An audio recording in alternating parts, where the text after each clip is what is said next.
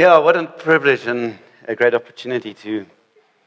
My topic this morning is God and loss. And my hope and prayer is that for those that hear these words will be encouraged and know that regardless of the circumstances that you're in and that you find yourself in, self-made, allowed, enemy attacking you, whatever the reason for the season, that God is there regardless. Here's the promise. John 10:10 says, "The thief comes like an enemy, comes to seek and destroy, kill and destroy. I've come that you may..." Yeah, Bruce. John 10:10, "The thief or the enemy comes only to seek, kill and destroy. I have come that you may have life and have it to the full." The enemy is out there, guys. He's real. He's out for you. He's out for me. And he's going to do his utmost in your life to derail you. And I'll talk about just now what he's going to try and do. Here's my life in a nutshell. I've had 13 vehicles, 5 car accidents, of which certainly 2 or 3 of them I should be dead, not standing here at all. I had an altercation with a pregnant wife who was 2-3 weeks away from giving birth to my eldest daughter. And we hit a donkey at 120 k's an hour.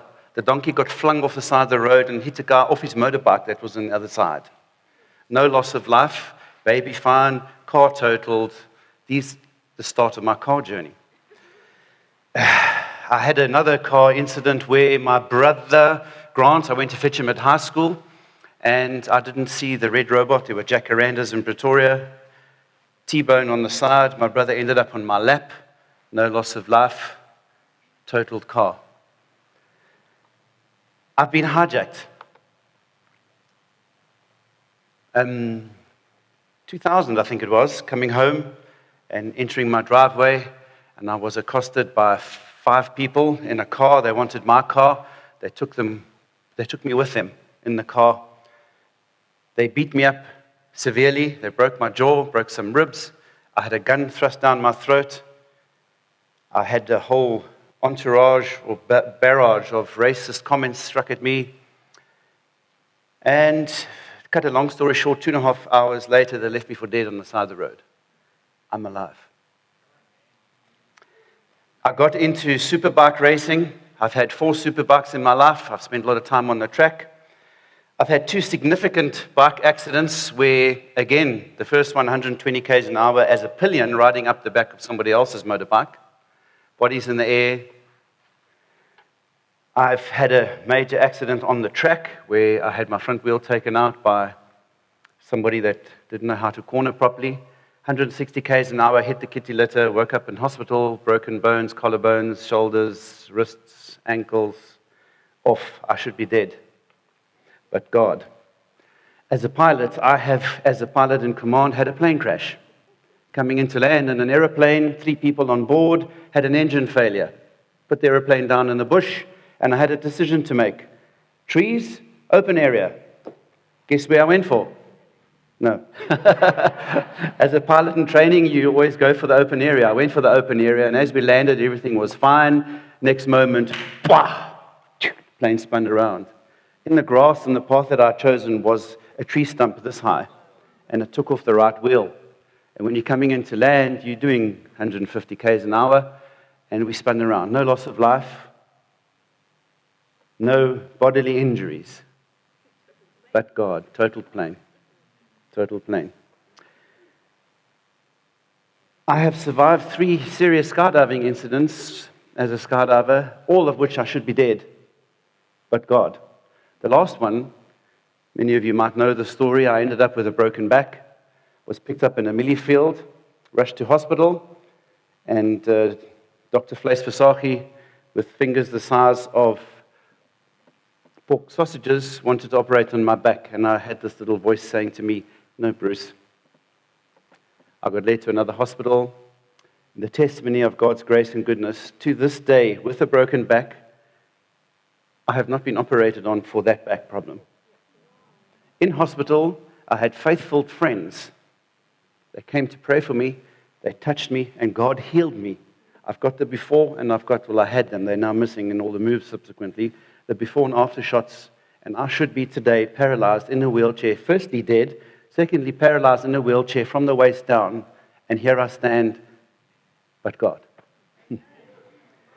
I've had a kite surfing accident. It was one of those hold my beer and watch this kind of moments back in the day in Sodwana Bay, kite surfing. And I got taken up in slops, short pants and slops and a t-shirt, taken up, dropped on the coral and dragged over the coral, and the whole right-hand side of my body, for those that know, it's healed over time, but lacerations over the right-hand side of my body. That night, lying in the cabin after the accident and being stitched up by the local doctor, I woke up to literally 3 to 4, 5 mice, or rats rather, on my body, trying to gnaw through all the bandages on me to get to the blood and the meat. So the stories about that kind of torture is true. It was a mental torture for a little while thereafter. So I've been eaten by rats. I have had a failed marriage, and I'll talk to a little bit to more that. I had 3 beautiful kids from it, but the wayward son got divorced. And there's a story of redemption. But God, a little bit of that later. I have had 3 of my own businesses. I've been in business I started my business journey in 1980, just out the army. 40-odd years into the story, I have had 3 businesses. 1 I sold, 2 have lost, with severe financial implications in my life. But God. We keep failing or falling forward. I hate the word fail. And there was a nice, what's his name? Simon Sinek video that you might want to just go and look up about failing and falling. I hate the word failing because failing means it's end. In life, we fall. You get up and you go and you fall again. Like raising kids, right? They're going to fall. Let me tell you, Marky, Pete, you guys know, you will fall in life. It's a guarantee. If you call it failing, you put a certain mindset on it, you put a certain environment around it, and then you give up, you get discouraged, you get despondent. So guys, those that are in life, you're not failing, you're falling, and falling is cool, and falling is okay. Don't give up. So these plans that you saw up there of the enemies for my life are not too dissimilar. He's also got a plan and purpose for yours.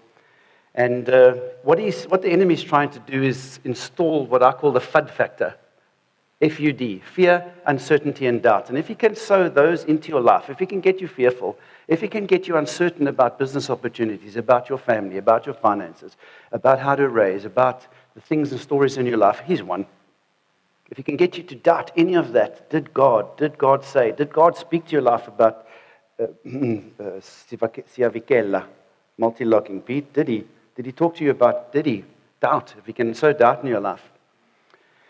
Another thing, and I just want to say this up front, is that as a Christian, your life does not get easier.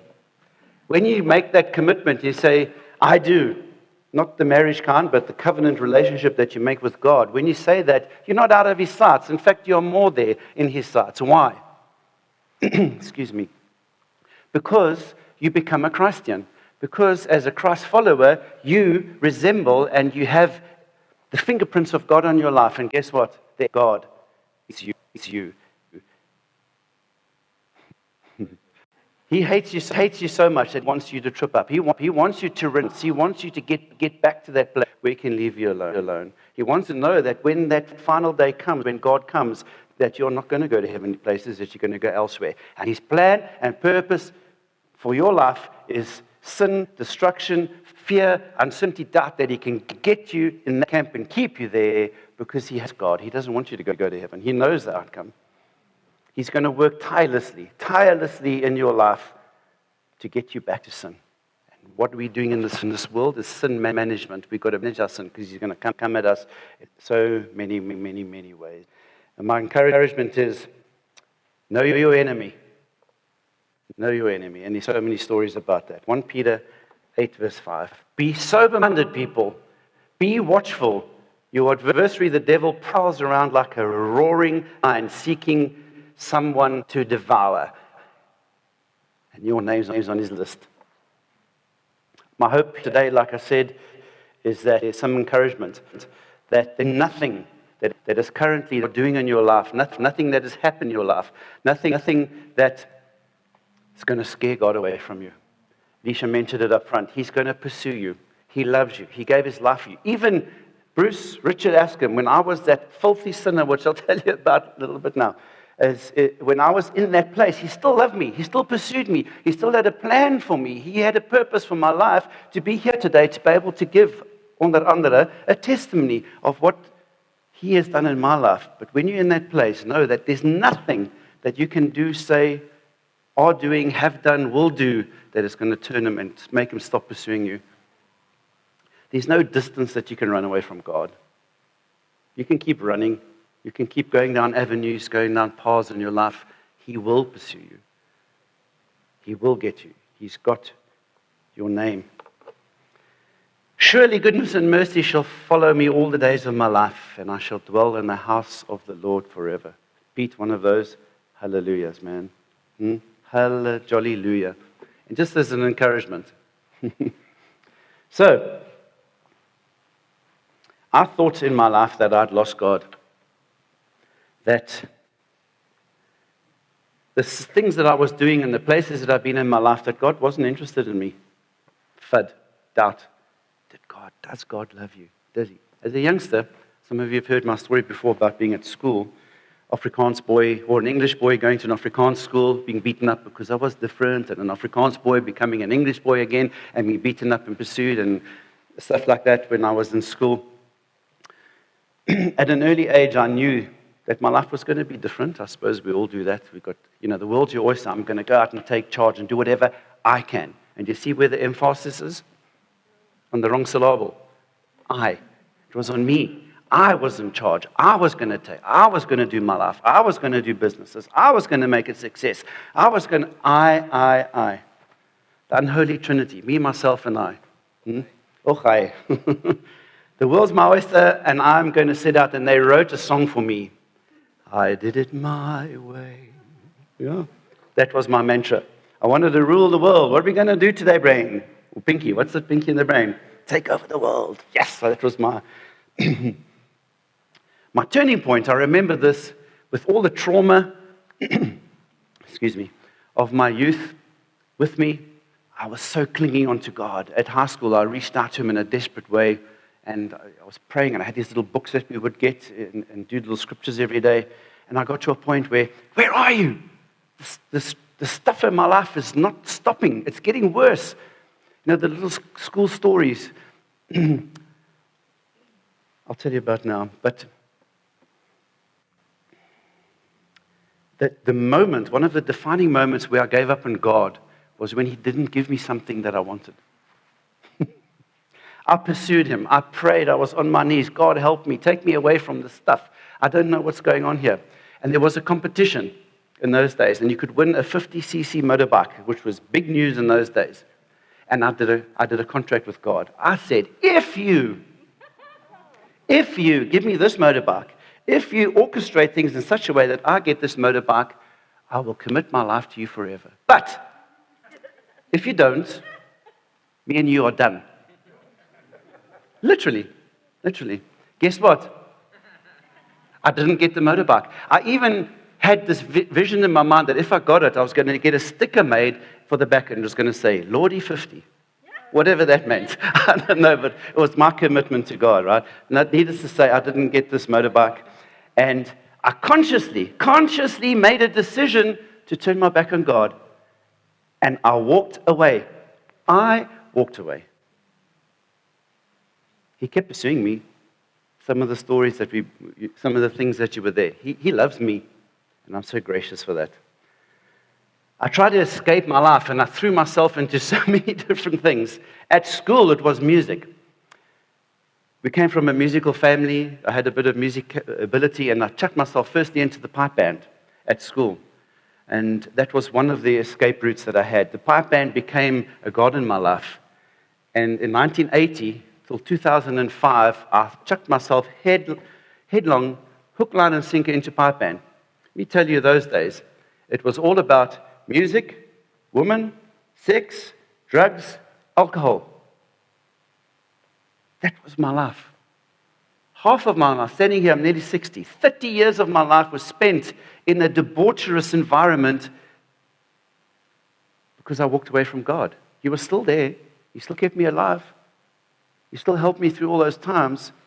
But I was deep into the stuff. Tuesday nights, practice. Afterwards, hit the pub. Thursday night, practice. Afterwards, hit the pub. Saturday, Sundays, competition time. Afterwards, a big fat Joel somewhere, wherever we're having a competition. Playing at parades, doing school fetes, marching around Pretoria, all those kind of things. The military tattoos, some of you guys may remember the military tattoos that they had in Durban. Greg, you might recall them. Probably been to a few. I played in 16 of them. Every year, instead of doing army camps, we would go down to Durban. We didn't have to cut our hair. We could wear earrings. It was all in thing. You could see all the gaitjies all over, belly button rings and all those kind of things. I don't have them anymore, but the scars are there. And we would go down to Durban Tattoo. For 2 or 3 weeks, we would just Joel. Out at night, at Father's Moustache, you name the, where's Derek? You name the venues.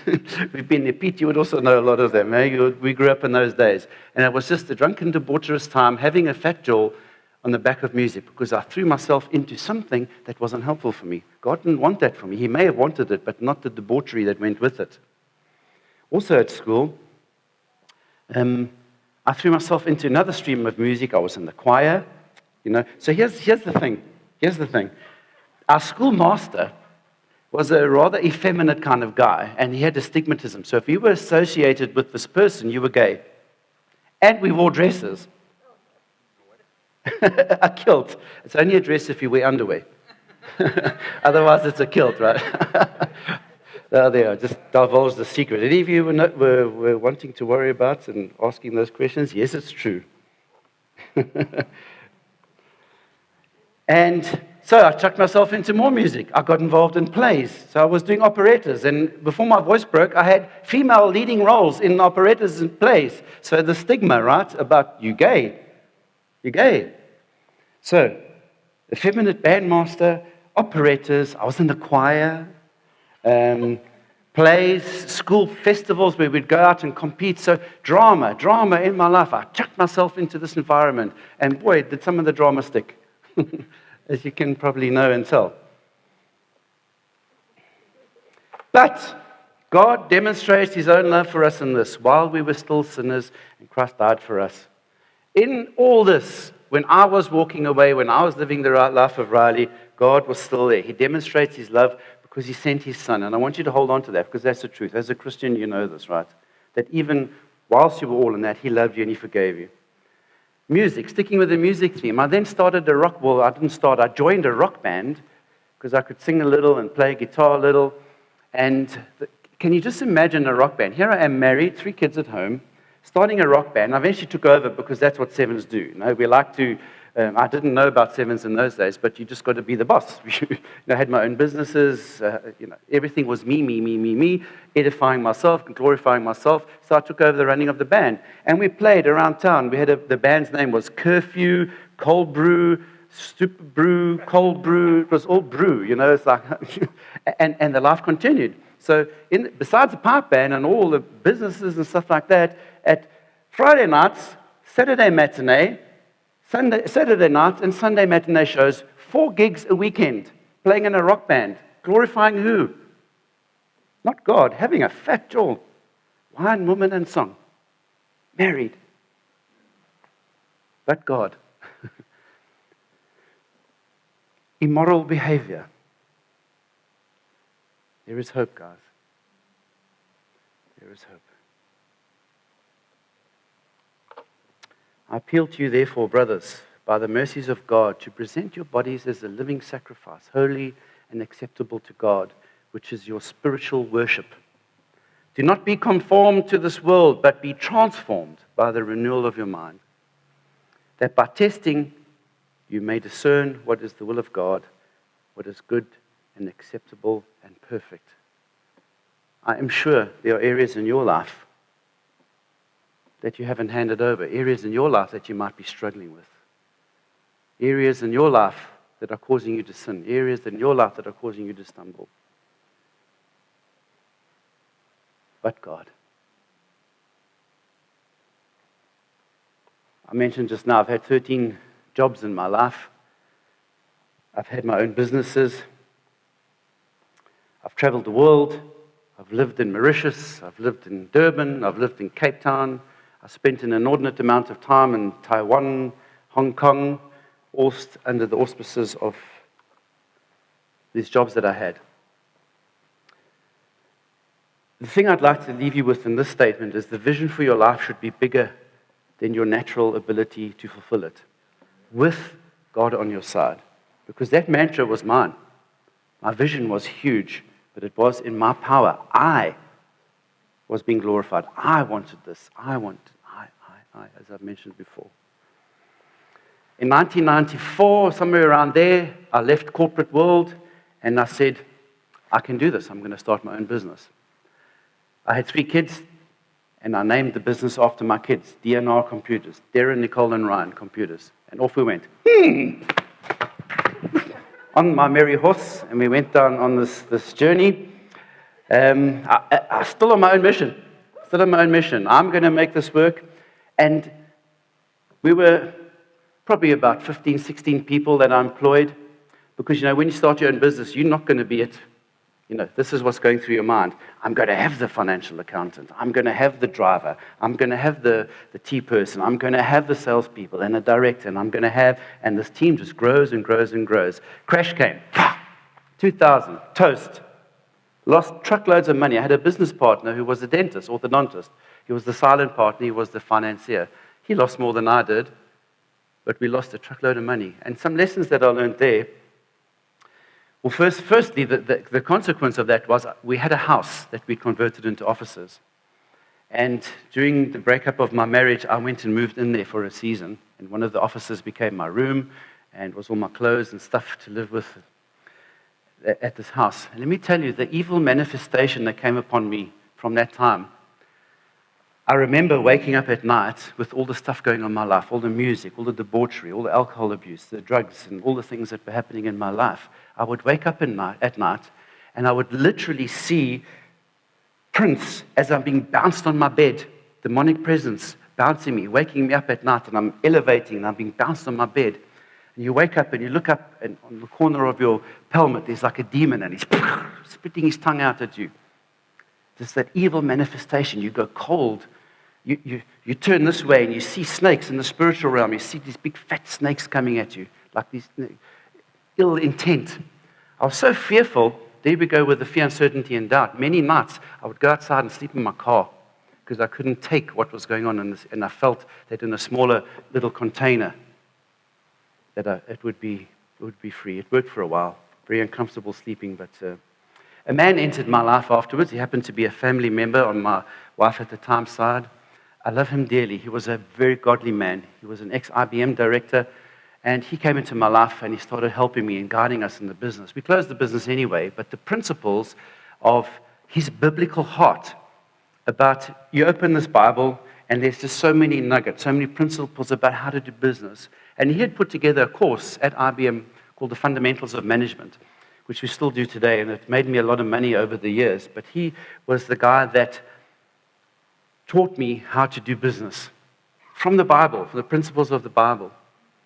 And although it didn't save that particular business, it helped me in later years make some money. So the precept there, or the concept there with the fundamentals of management is you're a techie, you're something, you're working in your organization, and you get promoted. So now you're promoted, and now you become a team leader or a manager. And you've been taught how to do technical things well, whatever your sphere of influence is, but no one teaches you how to manage people. And the course was all about being a manager, taking how to become a manager. Now I'm the manager, I've got to support down, I've got to defend up, all these kind of concepts. You're stuck in the middle. You were once a buddy, now you're the manager.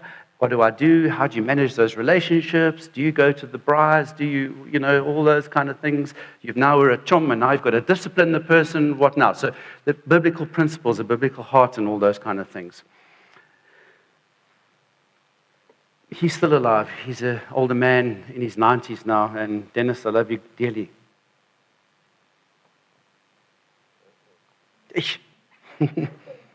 Thanks for turning my life around. We shut down DNR Computers, and I thought, no problem. I can still keep on doing this. So I took all the dregs, and some of the customers stayed with me, and I opened up and I changed the name, DNR Consulting. Off we went, and that was a business that by God's grace I sold 2 years later, made a bit of bucks, tried to get out of the hole and the debt that had got paid. Just to go back, one thing I learned was that the lessons out of DNR Computers was I had mates in the world. And when I started DNR Computers, I said, hey, come work for me. You was a good techie. This guy's a good accountant. This guy's a good financier. This one's a good salesman. And you bring all your buddies, and here you are, and now you're the boss. And that sometimes doesn't work out too well. Be careful who, family, friends, all those kind of things. Be guided by God. Is the only thing I can say about who you bring on board. And may God be in that decision. Because you ruin a lot of friendships. You ruin a lot of things. Especially when that business, like it did, went south. And you fell. And you lock up the doors. And you've got to send all your buddies and their families out. It's not a nice place to be in.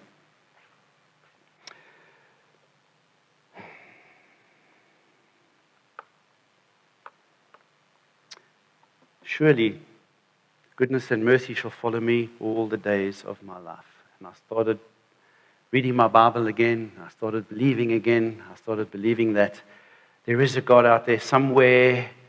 And I started warming to God again. Wasn't he lucky? I've had many senior roles at many businesses.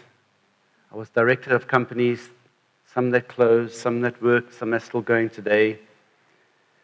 I was promoted and sent back down to Durban, and a man entered my life. It was a lecturing company called Talk IT today. Some of you might know it as a training IT training institution out there. Before that, it was called the Training Connection. It was part of the Connection Group, so the Incredible Connection, Business Connection, all those kind of connection. My life's been in IT. And I've forgotten what I was going to say. Yeah, so I was a lecturer for many years, part-time, making money, pursuing, living the dream so I could buy the fancy houses and the fast cars. And I love cars. My most favorite car that I had was one I got hijacked in. It was a Bmw M5, 535i M5. It was souped up. I used to get on the clock on the highway, 300 k's an hour, and I had a nitrous kit in it. So anybody that came, you just push the button and this thing just, it came off the track. I bought it from a friend of mine who used to drag race the thing at Talton. So it was like a souped up car. I didn't know many of you then. So anyway, that's a car that I got hijacked and they wanted the car. And they put me in the boot of the car eventually. When they opened the boot and shoved me in the boot, they saw the nitrous oxide cylinders in the back. They said, I know this thing, don't touch it. Otherwise we're going to kill you, And anyway, I didn't switch it off. I should have maybe, but I didn't. I got promoted, sent down to Durban. When I was there, I met a guy who owned a business. He came down to me and says, Bruce and team, we got our team together. Going to make you a millionaire in a year. Going to make you a millionaire in a year. I said, yes, please. Let's do this thing. Let's do this thing. You heard those kind of success stories that happen overnight? Maybe. Didn't happen to me. Didn't happen to me. I got promoted, I got sent back to Joburg, and guess what? We shut the business down, or the management changed, and we shut ourselves out of the business. These dreams of grandeur, the money that I was after in those days, gone with it. How are we doing for time? I think I'm losing it. I became a Christian. After that journey, I became a Christian. I committed my life. And how did I become a Christian? A quick little story. I'd lost my businesses. I was hundreds of thousands of rands then in debt. I'd lost my wife. I'd lost my kids. My kids hated my guts for a season. And I met a guy called Mark Driscoll. He came to South Africa and he turned my life around there. He said, Bruce, date your children. Date your children, regardless. And I started a process of Monday nights, I think it was. Monday night, I'd date Darren. The next Monday, I'd date my daughter Nicole. The next Monday, I'd date my son Ryan. The next Monday, we'd get everyone together and have a huddle. And the healing and those open conversations that we had in that time were from God, because He sent Mark Driscoll into my life, as it were, to give that nugget to me to go and start this healing journey, rectifying the journey with my own kids. I can tell you, people, invest the time with your children. Date your children. Go out with them. Hear them one-on-one. Let them look in each other's eyes and focus on each other. Ask for forgiveness where you've messed up, and them ask for forgiveness where they've messed up. It works. I'd become a Christian. My life had changed around. I'd lost, as I was saying, my businesses, my finances. I was in a big, big, deep hole that I needed financially. My cars were gone. My health was gone. I'd broken my back in a skydiving accident. Well, I'd had my first skydiving accident. Things were just bad, bad, bad. And the fear, uncertainty, and doubt came. When I got hijacked, that story I was telling you about, the net effect of that was I went out and bought a 9mm. CZ 9mm. And for a year, I used to drive around in the car waiting for these guys to come again. Because I've got you. You come again, I'm going to take you out. I had my gun loaded, and the first 3 rounds in it were armor-piercing bullets that I'd obtained from a friend.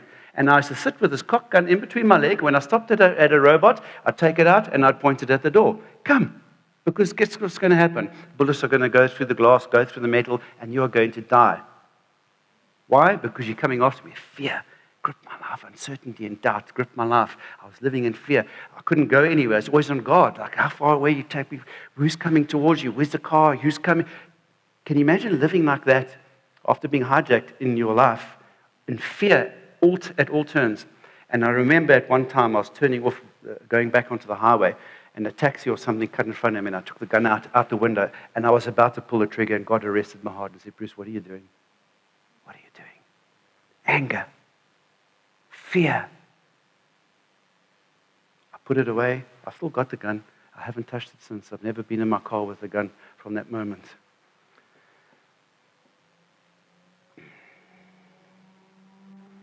I'm now a Christian with all this stuff. I was working for Dell. I was a big wig at Dell. I started up the forensic security and digital surveillance business, as Pete knows, in Dell Computer South Africa at the time. And I extricated myself out of there. And I got a fat package, which was supposed to be my retirement. And an opportunity came along with a friend to buy a business. And guess what I did? Got on my knees for the first time, or one of the first times in my life. Now, I'm subjected. I've given over my life. God, here I am. Use me. Do what you like. I commit my all. More of you, less of me. You know, all the wording that we use as Christians. I submit myself to you. Empty myself. Come full. Have your way, Lord. And I did exactly that. And I heard God say, Bruce, I had this opportunity to buy this business or another opportunity. And I heard God say to me, you decide. Because wherever you go, I'm going to be. And I decided, and I bought this business, and I invested millions of my time and effort in profits that were supposed to be generated from this business. As a Christian, I'm thinking, I've got this. It's going to work now, because God's told me, make a decision, I'll be with you. I sweated this business for 2 years, and we shut it down. Is there such a thing as righteous anger? Anger towards God. God, you said you would be here. Yes, my boy, but I'm not finished with you yet. Not finished with you. That business has cost me severely today. I'm still in a hole of my retirement. I'm 60. I have nada. And I've got to face, like all of us at some point. I don't believe in the word retirement. I don't see it in the Bible anyway. We keep doing. But at the age of 60, with no retirement fund, no retirement annuity, this is where my life is at. And I got angry with God. Angry. But why? And he came into my heart and he said, yield your plans and ideas to me, which I did, and keep doing it every day. There was a Proverbs that came to mind. Trust in the Lord with all your heart and lean not on your own understanding. Because when you lean on your own understanding, you're going to make crazy decisions out there. In all your ways, submit to Him, and He will make your path straight. Whatever you're doing, He will make your path straight. That's the promise. We know this from church environments and church circles. The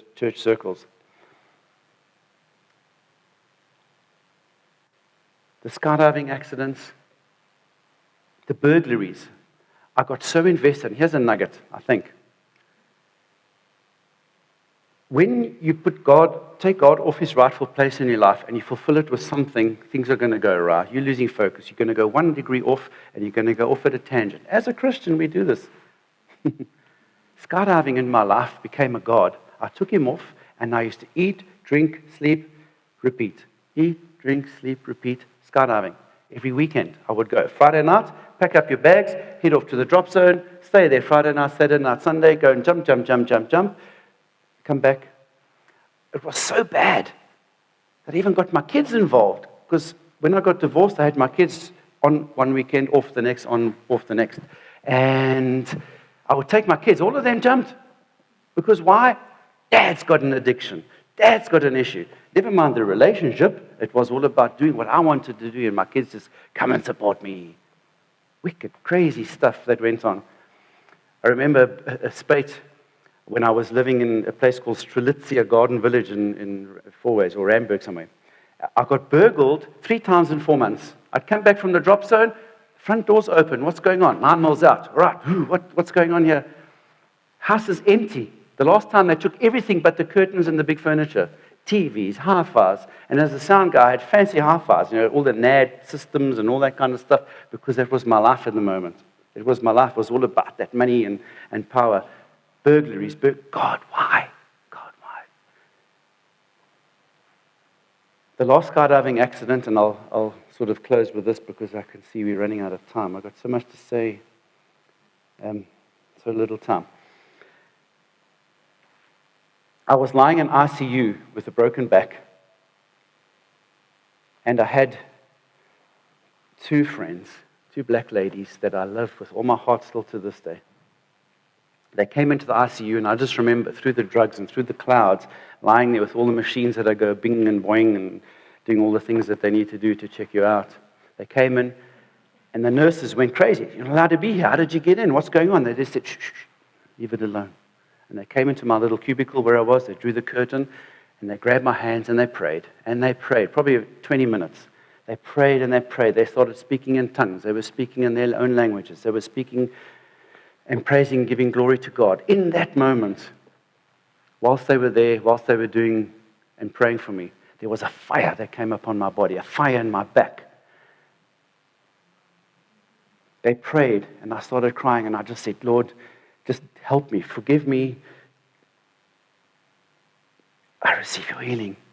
And in that moment, God miraculously stopped me from having an operation the next morning. I was geared and scheduled to have a 6-hour plus operation where they were going to cut me open in the front, take out my darums, cut me open in the back, put a plate in. And the reason they cut open the front, because when the compressed vertebra, they need to fill it with bone that they were going to harvest out of my hips. And I'm thinking in my vanity, oh no, you're not touching me. I'm not going to walk around with these scars. It's not going to happen in my life. God came, He touched me, He healed me in that moment. And today, I'm back skydiving, but not with an addiction, to go and help and touch the lives of people out of there. Yesterday, I had a lady came to do a tandem with me, and she had on her T-shirt, this is my breakthrough day, with a little cross on it. I said, what's going on here? She's lost her brother, she lost another brother, she lost her child, and her breakthrough means she's come to a place where she's accepting and releasing it to God. And I had the privilege of praying with her, walking out to the drop zone, walking out to the airplane. She was strapped to my body. We gave glory to God as we were jumping through the skies with the angels around us. We just felt that whole presence. That's the heart of where you do something for yourself, where it becomes an addiction, or where you do something with God involved in the detail. You hand it over, and you can go and touch and affect the people's lives elsewhere. I'm going to leave it there. I've got through like halfway what I was wanting to say. Let me end with this. I got so bad I wanted to end my life. I took that same 9mm, I stuck it in my mouth, and I uttered in my spirit, I said, God, if you exist, I need you right now. I'm pulling this trigger. The Lord dropped in my spirit, call your mom.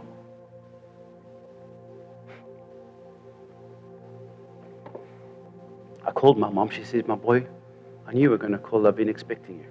God's been speaking to her too and answering her prayers.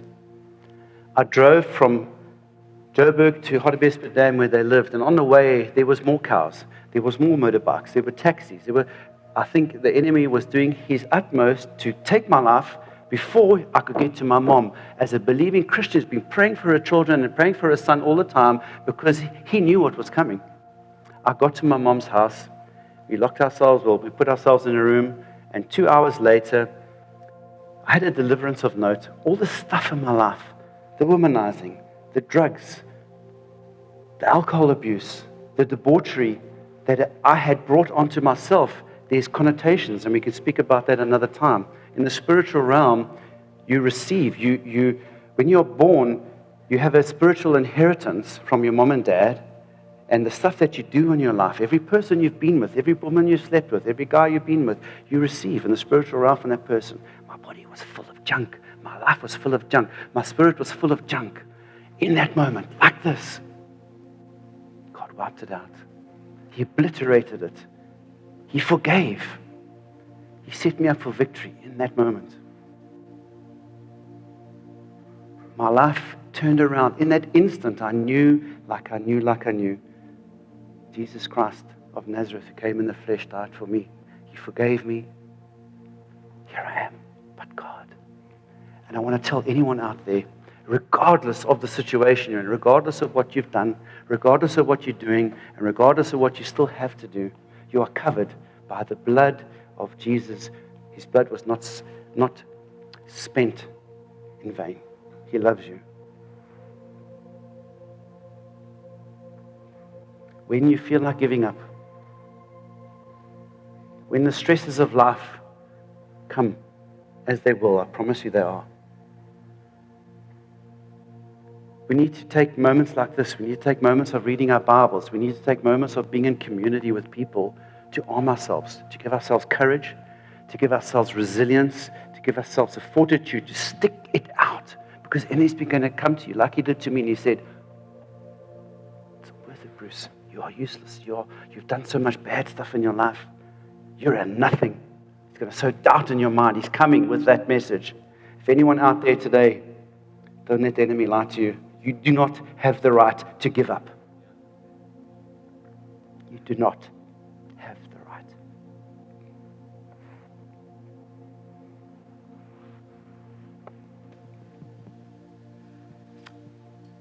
Thanks for indulging. There's so much more. We'll leave it there.